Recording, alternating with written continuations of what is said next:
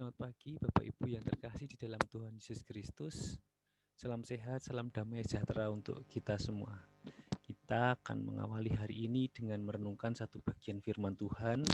Kali ini kita akan merenungkan satu kisah yang sudah cukup familiar. Di Alkitab diberi judul Saulus bertobat, yaitu Kisah Para Rasul 9 ayat 1 sampai 19. Tapi saya akan mengambil dua ayat saja, ayat 8 dan 9. Saulus bangun dan berdiri, lalu membuka matanya, tetapi ia tidak dapat melihat apa-apa. Mereka harus menuntun dia masuk ke Damsyik. 3 hari lamanya ia tidak dapat melihat, dan 3 hari lamanya ia tidak makan dan minum.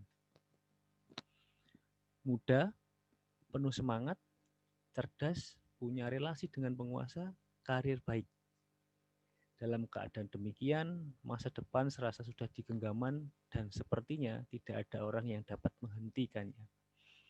Tetapi tidak demikian pada kenyataannya. Sebuah perjumpaan dalam perjalanan menuju Damsyik itu mengubah segalanya. Tuhan Yesus bukan hanya mengajaknya berefleksi atas hidupnya dengan sebuah pertanyaan, Saulus, Saulus, mengapa engkau menganiaya aku?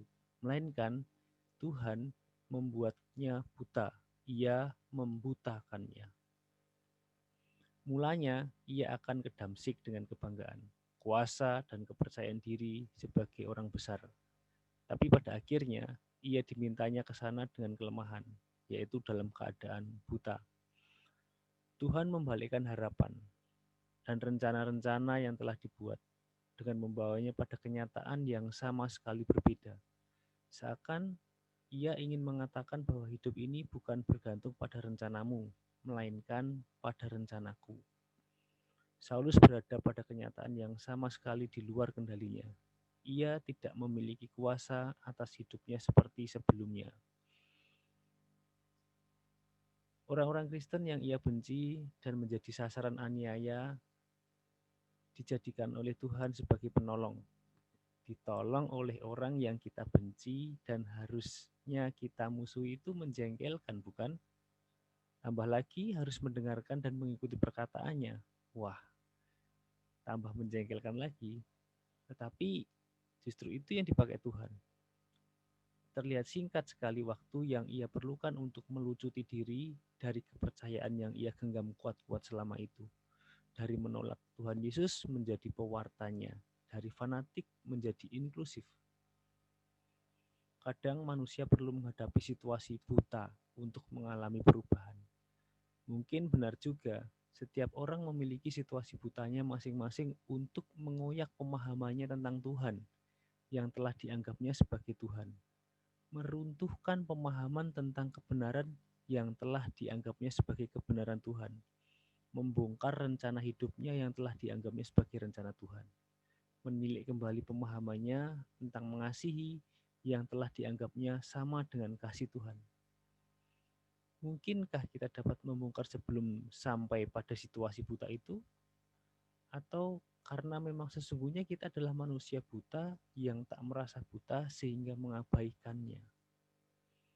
Tapi bagaimanapun itu, peristiwa yang dihadapi oleh Saulus tidak semudah orang mengatakan sebagai sebuah peristiwa pertobatan.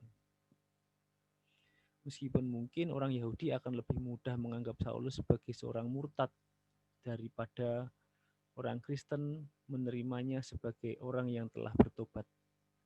Ia berhadapan dengan banyak hal. Mungkin kecewa karena selama ini ia merasa semua yang ia lakukan sebagai bentuk pengabdian kepada Tuhan, tapi ternyata bukan. Mungkin juga takut. Ia dulu dengan wewenang dari para ulama Bait Allah menganiaya orang, tapi kemudian harus berada dalam keadaan buta.